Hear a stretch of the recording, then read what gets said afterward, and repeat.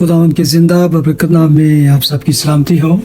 जैसा कि 2 वीक से कलाम मुकद्दस में से यसाया नबी के सहीफा में एक बहुत ही ज़बरदस्त पेशन गोई का मुताला शुरू किया है, जो कि उसके 53 बाब में।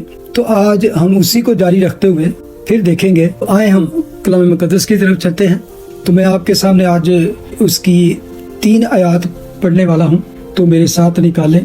यसाया उसका 52 बाब, इज़ाया चैप्टर 52, उसकी आखिरी जो 3 आयात हैं, जिनका एक्चुअली ताल्लुक जो है वो अगले 53 बाब से ही है। तो इसलिए जब मैं सिर्फ 53 कहूँ तो आप इसको इसमें शामिल समझिए हमेशा जब भी मैं इसका हवाला देता हूँ। तो आए हम कलाम मुकद्दस में से इन 3 आयात को देखते हैं। मैं तलावत करता हूँ इसकी, वर्स 13 से 15 तक, 13 से 15 तक। देखो मेरा खादम इकबाल मंद होगा, वो आला और बरतर और नहायत बुलंद होगा। जिस तरह बुतहरे तुझको देखकर दंग हो गए, उसका चेहरा हर एक बशर से जायद और उसका जिस्म बनी आदम से ज्यादा बिगड़ गया था।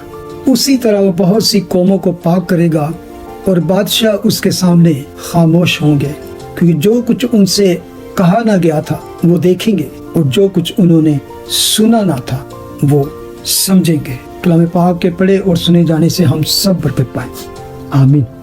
जैसा कि हम जानते हैं कि ये कदीम अहदनामा की खास पेशन गोई है, तो हम आज जिस बात का यहाँ पे जिक्र देखेंगे वो है देखो मेरा खादम। अगर इस बात को ही देखें वर्स 13 की, तो ये खादम के बारे में यसाया यहाँ पहली दफ़ा जिक्र नहीं करता, बल्कि शुरू से अगर आप इसका मुताला करें तो तकरीबन ये 4थी दफ़ा है जब वो खादम का जिक्र करता है। मैं जब इस पे गौर कर रहा था तो एक अंदाजे के मुताबिक इस दुनिया में 20 से ज़्यादा बड़े मज़हब हैं जो प्रोमिनेंट है, 20 से ज़्यादा हैं वो। और इन 20 मज़हब के तकरीबन 300 अलग अलग फ़िरके हैं, और इसके अलावा इन तमाम मज़हब की लातादाद रवायती और सकाफती शक्लें हैं। फिर लाखों पर लाखों ज़ाती तौर पर जो लोगों के इत्क़ाद और निज़ाम मौजूद है, और इसके अलावा लोगों के अपने जहनों में मौजूद वो तमाम ख्याली देवता या वो उनकी देवियाँ या देवते जिनको तकरीबन गिनना नामुमकिन है। बेशुमार मज़हब हैं दुनिया में।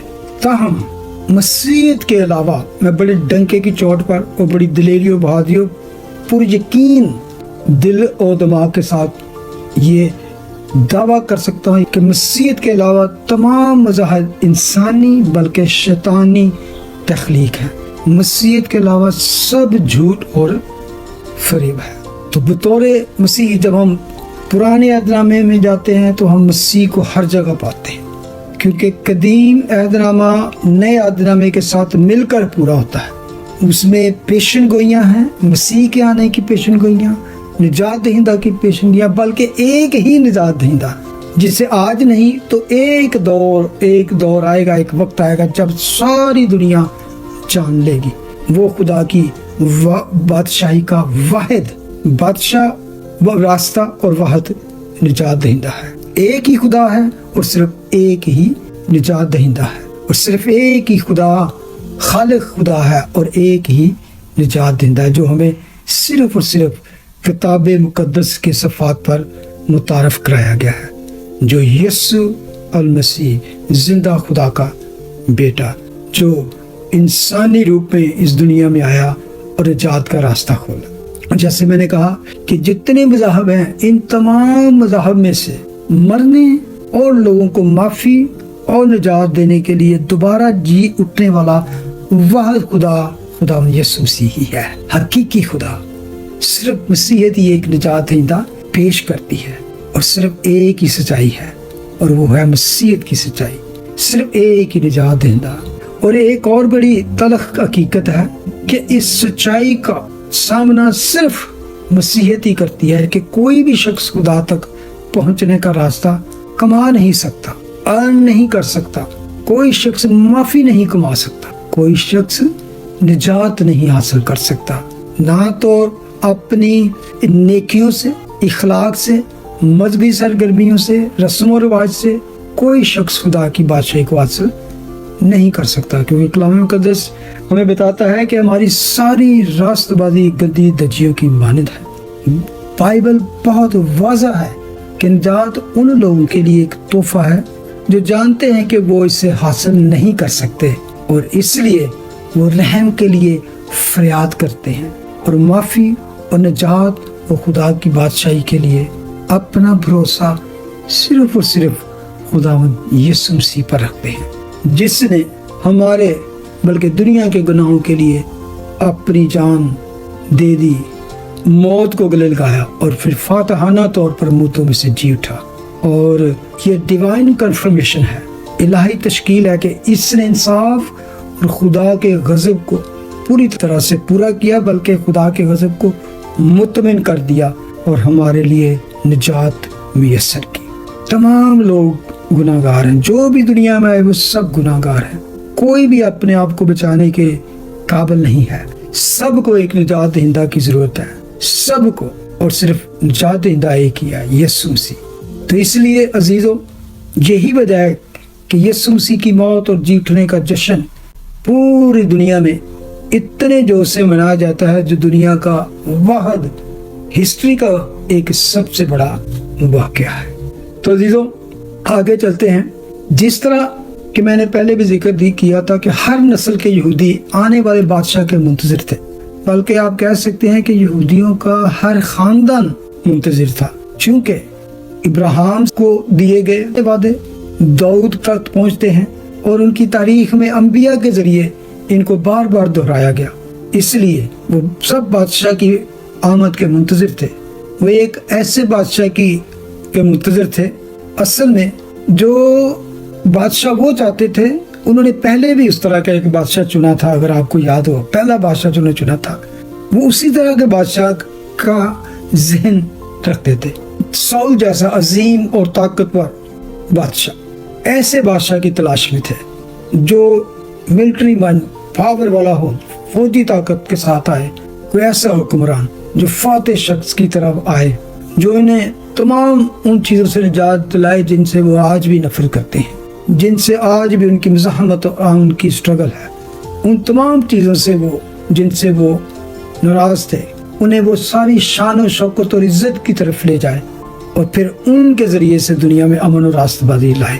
وہ جانتے تھے، اور یہ بھی بڑی تلخ حقیقت ہے کہ وہ جانتے تھے انہیں کیا تلاش کرنا ہے، بادشاہ میں کیا دیکھنا ہے، اس کی خصوصیات کیا ہوں گی، اس کی خوبیاں کیا ہوں گی۔ ہم پڑھتے ہیں کلام مقدس میں ان کو اولڈ ٹیسٹمنٹ میں بتا دیا گیا تھا کہ مسیح ایک مرد ہوگا، آدمی ہوگا، وہ عورت کی نسل سے ہوگا، بلکہ زبور نویس یہ بھی کہتا ہے کہ داؤد اسے خداوند کہے گا، خداوند نے میرے خداوند سے کہا۔ تو اس کا کیا مطلب ہے؟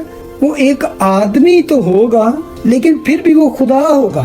لیکن یہ تھوڑا سا ان کے لیے کنفیوژن تھی، یہ کیسے ہو سکتا ہے؟ یسایہ نے انہیں بار بار یہ اشارہ دیا جب اس نے کہا ایک کنواری حاملہ ہوگی اور بیٹے کو جنم دے گی، تو ایک خدا انسان گاڈ مین کنواری سے پیدا ہوگا۔ جی ہاں، وہ ابراہیم کا بیٹا ہوگا، اسی لیے بائبل میں اس کا نسب نامہ موجود ہے۔ وہ داؤد کی شاہی نسل میں سے ہوگا، وہ یہودا کے قبیلے سے ہوگا، وہ بیت لحم کے قصبے میں پیدا ہوگا۔ یہودیوں کے پاس یہ تفصیلات موجود تھیں جن سے وہ مسیحا کی شناخت کر سکتے تھے، صدیوں سے وہ جس کی تلاش میں تھے۔ اور پھر کیا ہوا؟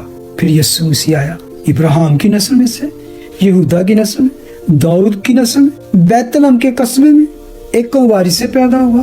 اور اس کے بعد صرف یہ نہیں، اپنے کلام اور کام سے اس نے اپنے الہی ہونے کا ایسا ثبوت دیا جو اس دور کی دنیا نے پہلے کبھی نہیں دیکھا تھا، اور نہ ہی اس کے بعد کبھی ایسا دیکھا گیا۔ اور موجودہ دنیا میں بھی قدرت اور قوت کا ایسا مظاہرہ کبھی دیکھنے میں نہیں آیا۔ ہی ڈسپلے ہز پاور۔ کیا انہیں فوراً اسے قبول نہیں کرنا چاہیے تھا کہ یہی مسیحا ہے؟ تمام قابلیتیں، خوبیاں، نشانیاں اس میں پوری ہوئیں، بلکہ اس سے بھی زیادہ جو وہ جانتے تھے یا ڈھونڈ رہے تھے۔ لیکن ان کا مسئلہ یہ تھا کہ وہ شان و شوکت کہاں ہے اور وہ حالات کہاں گئے وہ شان و شوکت کہاں گئی؟ وہ فوجی طاقت وہ کہاں گئی؟ وہ تو ایک عاجزانہ طور پر ایک چھنی میں پیدا ہوا۔ اس کی پیدائش میں اگر دیکھا جائے تو سماجی طور پر وہ نچلے طبقے کے لوگ تھے، وہ نچلے طبقے ہی کے لوگوں نے ہی وہاں شرکت کی۔ چرواہے جو ایک نچلے طبقے کی قسم کا کام تھا، وہ ناصرت کے لانے والے قصبے سے ہٹ کر ایک اور سے بھی کم درجہ کے غریب گھرانے میں پیدا ہوا، جو بالکل سادہ اور عاجز لوگ تھے۔ اور اس نے اس کے بعد بھی اپنے ارد گرد بہت سے ایک سادہ سے لوگوں، عاجز لیم لوگ، بلکہ عجیب سے لوگوں کو جمع کیا۔ وہ پھر انہیں اپنا رسول بنا لیا۔ اس نے کوئی عہدہ نہیں چاہا، کوئی بڑی پوزیشن کے لیے اس نے اسٹرگل نہیں کی، اس نے کوئی بڑی ایجوکیشن نہیں مانگی، اس نے شرافیہ یا اعلیٰ لوگوں سے کوئی دوستیاں پیدا نہیں کی، اس نے کوئی فوج جمع نہیں کی، اس نے اپنی حکمرانی قائم کرنے کے لیے کوئی حکمت عملی پیش نہیں کی، کہ اس نے اس طرح کی اسٹریٹجی نہیں دی۔ اس کے پاس وہ فوجی قوت نہیں، لیکن اس کے باوجود اس کے پاس وہ قوت تھی جو ناقابل تردید تھی، بلکہ بہت واضح دکھائی دیتی تھی، جس کا کوئی انکار نہیں کر سکتا تھا۔ جیسا کہ اس نے اپنی خدمت کے دوران اسرائیل کی سرزمین سے بیماری کو تقریباً نکال ہی دیا تھا۔ ہر طرح کی بیماری، شیاطین، موت، فطرت پر وہ قدرت رکھتا تھا۔ Power over all kinds of disease, demons, death and nature was highly visible and clearly displayed all over the land of Israel. یہ ساری چیزیں پورے اسرائیل میں واضح طور پر دکھائی دیتی تھی۔ اور اس تمام مایوس کے باوجود جو یہودیوں میں مایوسی تھی، ڈس اپوائنٹمنٹ تھی کہ یسوع وہ نہیں کر رہا جو وہ چاہتے تھے، یہ حقیقت ان کے سامنے واضح طور پر موجود تھی کہ اس کے پاس یہ حیرت انگیز الہی طاقت اور قدرت موجود تھی۔ اور میں جب اس پہ غور کرتا ہوں تو اس مایوسی کے باوجود جب وہ آخری فصح پر یروشلم میں آیا تو شاید کم سے کم ایک دن کے لیے ان کی امید تھی کہ شاید یہی ان کا مسیحا ہوگا۔ اس فصح کے دور پر، فصح کے موقع پر یروشلم کھچا کھچ بھرا ہوتا تھا، لاکھوں کی تعداد میں پورے دنیا سے یہودی آ کر وہاں پر، کیونکہ یہ حکم تھا خدا ان کی طرف سے، فصح کے موقع پر وہ وہاں پر آئے۔ اور مجھے ایسا لگتا ہے کہ کم سے کم ایک دن کے لیے ان کی امید جاگ اٹھی کہ شاید یہی ان کا مسیحا ہوگا۔ اور یہ بڑی اور اجتماعی توقع تھی، بے شمار لوگ یروشلم میں موجود تھے۔ اسی توقع میں انہوں نے اپنے، جب وہ یروشلم میں داخل ہوتا ہے پام سنڈے والے دن، اپنے کپڑے اس کے قدموں پھینکے، انہوں نے اس کے نیچے کھجور کی شاخیں پھینک دی، انہوں نے کہا ہوشنا، مبارک ہے وہ جو خدا ان کے نام سے آتا ہے۔ انہوں نے اس کی تعریف کی جو کہ مسیانک لقب تھا، مبارک ہے جو داؤد کا بیٹا آتا ہے۔ انہوں نے اس کے معجزات کی بنیاد پر اس کو اپنا بادشاہ اور اپنا مسیحا تسلیم کیا، جن میں سے ایک آخری معجزہ جو بہت ہی مشہور تھا، لازر کا مردوں میں سے زندہ ہونا، وہ بھی یہودیوں نے دیکھا تھا، کیونکہ فصح کے موقع پر وہ وہاں جمع تھے، تو انہوں نے یہ بہت سے یہودیوں، اور انہوں نے امید کی ہوگی کہ شاید اگر ہم صرف اس معاملے کو اور زیادہ زور دیں، اسے مجبور کریں، کیونکہ یروشلم میں لاکھوں لوگ موجود تھے پاس اوور کے موقع پر فصح کے، تو شاید انہوں نے سوچا کہ اب ہم یہاں بڑی تعداد میں موجود ہیں تو اب ہم ایک فوری طور پر فوج بھی جمع ہو سکتی ہے۔ انہوں نے اس کو اپنا مسیحا قرار دے دیا۔ ان کی خواہش تھی کہ ان دو شاگردوں کی طرح جو اماؤس کی راستے پر تھے، جنہوں نے کہا ہمیں امید تھی کہ یہ وہ بادشاہ ہے اور یہ ہمیں اسرائیل کو نجات دلائے گا، یہی نجات دہندہ ہوگا، اور یہی امید وہ سب یہودی لگائے بیٹھے تھے۔ اگلے ہی دن جب وہ داخلے کے بعد یسوع واپس آتا تو اس نے اٹیک کر دیا، لیکن اس نے رومیوں پر، خدا کے اور اسرائیل کے دشمنوں پر حملہ نہیں کیا، اس نے یہودیوں پر حملہ کر دیا، اس نے ہیکل پر حملہ کر دیا، اس نے کوڑا لے کر لوگوں کو باہر نکالنا شروع کر دیا۔ اس نے کہا تم نے اسے ڈاکوؤں کی خو بنا دیا۔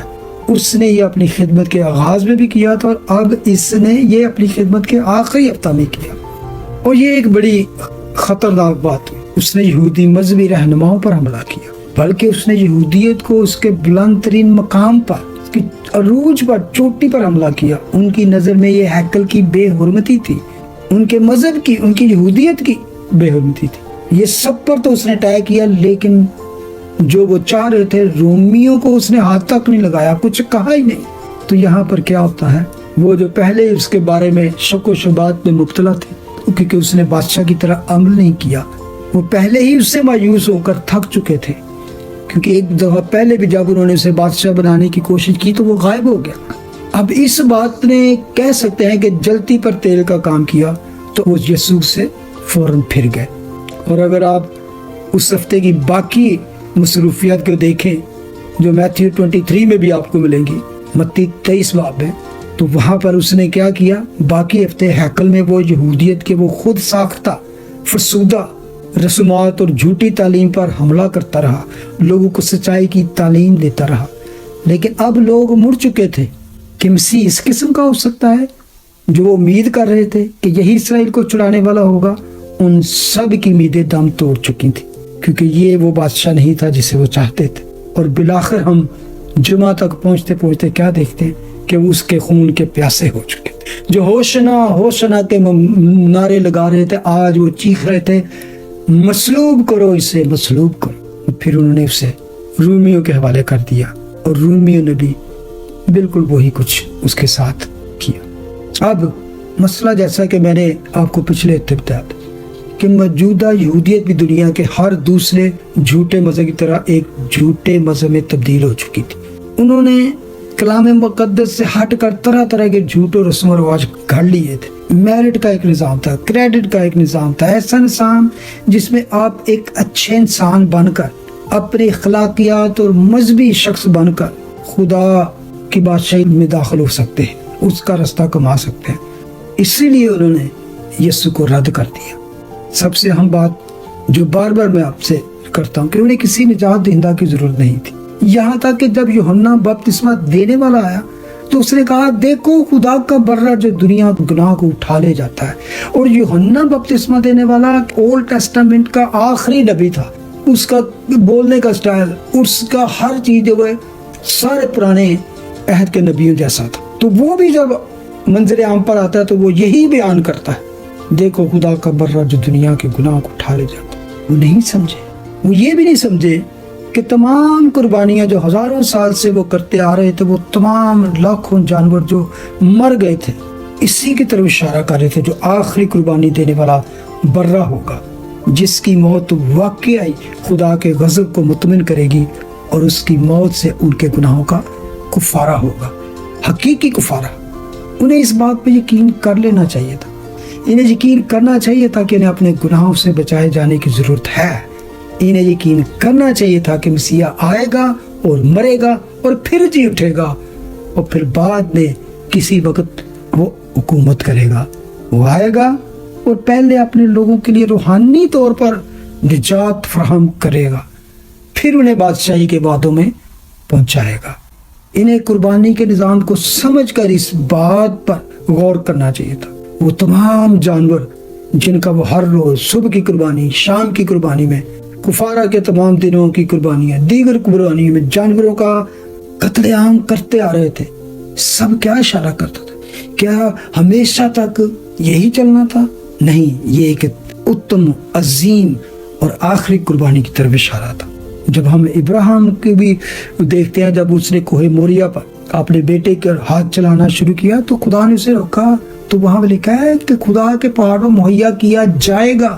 یہ ایک فیوچر کی طرف، مستقبل کی طرف اشارہ تھا، انہیں معلوم ہونا چاہیے تھا۔ اب حقیقت یہ ہے کہ یسوع بادشاہ ہے، وہ بادشاہ کے طور پر آیا، لیکن وہ اپنی بادشاہی کو اس کے تمام وعدوں کے ساتھ مکمل طور پر تب تک نہیں لا سکتا تھا جب تک وہ اپنے لوگوں کو ان کے گناہوں سے نجات فراہم نہ کرے۔ دیکھا تھا نا کہ وہ خدا تعالیٰ کا بیٹا کہلائے گا اور وہ اپنے لوگوں کو ان کے گناہوں سے نجات دے گا۔ یہ پہلا اس کا قدم تھا، پہلی آمد یہی تھی۔ اس کے بعد بادشاہی میں لوگوں کو لائے گا، وہی جو گناہوں سے بچائے جائیں گے۔ اس کی بادشاہی میں جو لوگ ہوں گے وہ گناہوں سے بچائے جائے ہوئے لوگ ہوں گے۔ اسرائیل یا کسی اور کے لیے کوئی بادشاہی نہیں ہو سکتی جب تک کہ گناہ کی ادائیگی یعنی گناہ کا کفارہ پہلے نہ ہو جائے۔ وہ اپنے لوگوں کے لیے تب تک بادشاہت فراہم نہیں کر سکتا جب تک کہ وہ اپنے لوگوں کے لیے نجات فراہم نہ کرے۔ وہ اپنے دشمنوں سے، اپنے دکھوں سے بھی اس وقت تک نجات نہیں پا سکتے جب تک کہ وہ اپنے گناہوں سے نجات نہ پا سکے، جب تک وہ اپنے حالات سے نجات نہیں پاتے۔ اسی وجہ سے اسے مرنا اور دوبارہ جی اٹھنا پڑا، اور یہی اصل میں انجیل ہے، یہی خوشخبری ہے، اور یہی وہ پیغام تھا جس کی اس نے منادی کی، اور یہی وہ پیغام تھا جس کی منادی رسولوں نے کی تھی، اور یہی وہ پیغام تھا جس کی منادی تمام مبلغین نے اس کے جی اٹھنے کے بعد کی، اور یہی وہ پیغام ہے جو نئے عہد نامے کے تمام مصنفین نے ہمیں دیا، اور یہی وہ پیغام ہے جس کی منادی سچی کلیسیا آج تک کر رہی ہے، جس میں میں اور آپ بھی شامل ہیں۔ اور جب یوحنا نے یہ کہا یہ خدا کا برا ہے، تو جیسے میں نے کہا انہیں اس نظام کو اس کے تعلق کے ساتھ ملا کر سمجھنا چاہیے جس کے تحت وہ سارا کچھ کر رہے تھے، کہ آخری قربانی اور قابل قبول قربانی پیش کرنے کے لیے مسیحا آ رہا ہے، جس کی طرف سب قربانیاں اشارہ کرتی ہیں۔ لیکن اگر وہ یہ تعلق نہیں بنا سکے تو ان کو معلوم ہونا چاہیے تھا کہ یسایہ 52-53 نے ان کے لیے کیا پیغام دیا ہے۔ دیکھو میرا خادم، یہ یہوہ کے خادم کے طور پر مسیحا کے بارے میں چوتھا لقب ہے۔ جیسے میں نے کہا پہلے بھی یسایہ 42 باب 49 اور 50 باب میں بھی دیکھتے ہیں، تو یہ چوتھی دفعہ یہاں پر ذکر آیا ہے۔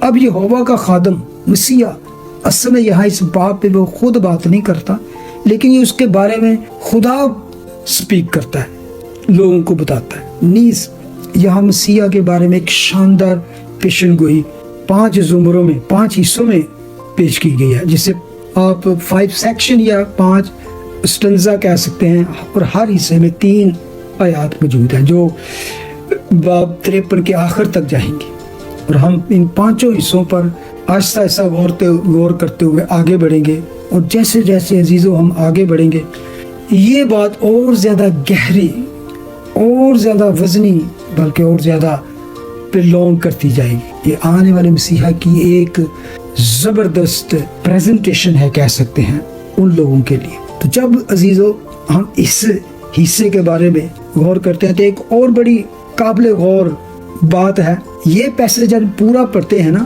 یہ یسایہ 53 کا صحیفہ اینڈ تک، تو جب ہم غور کرتے ہیں تو یہ ایک افسوسناک حد تک دکھی حصہ ہے، ایک طرح سے لیمنٹیشن۔ اس کا لہجہ جو ہے جیسے ایک ٹوٹے اور بکھرے ہوئے دل جیسا ہے، جو سسکیاں لے لے کر بلکہ بلک بلک کر کہہ رہا ہے، جو اس کے پس منظر کو اور زیادہ تاریخ بنا دیتا ہے۔ لیکن اس تاریکی اور ماتم کے باوجود جو کردار میں موجود ہے اس کی روشنی ہمیشہ آپ کو ابھرتی اور چمکتی ہوئی نظر آئے گی۔ اب جیسا کہ ہم آیت 13 سے 15 تک آتے ہیں تو ہمیں یہ کیا بتاتا ہے، یہ اگلے جو چیپٹر میں ہم 53 باب کی پہلی آیت سے 12 تک پڑھیں، یہ ایک طرح سے اپنے مسیحا، اپنے بادشاہ خداوند یسوع مسیح سے ہمیں متعارف کرواتا ہے۔ یہ پہلی 3 آیات جو میں پڑھی ہیں یہ ایک طرح سے اگلی 12 آیات کا ایک خلاصہ ہے۔ اگلا 53 باب اسی بات کو جو ان 3 آیات میں ہے بڑی تفصیل کے ساتھ، ڈیٹیل کے ساتھ بتائے گا۔ وہ ہمیں ہمارے مسیحا کے بارے میں بتاتا ہے کہ وہ دکھ اٹھائے گا اور پھر سرفراز ہوگا کہ اس کے جلال سے پہلے اس کی مصیبت آئے گی۔ ان 3 آیات میں ہم اس کو ایک خلاصہ کے طور پر دیکھتے ہیں، ایک سمری کے طور پہ دیکھتے ہیں کہ پہلے مصیبت پھر جلال، اور یہودیوں کو یہ معلوم ہونا چاہیے تھا، ہم سے پہلے ان کے پاس یہ سارا کچھ تھا کہ ان مصائب اور جلال کو باب 53 میں اب تفصیل کے ساتھ دیکھیں گے۔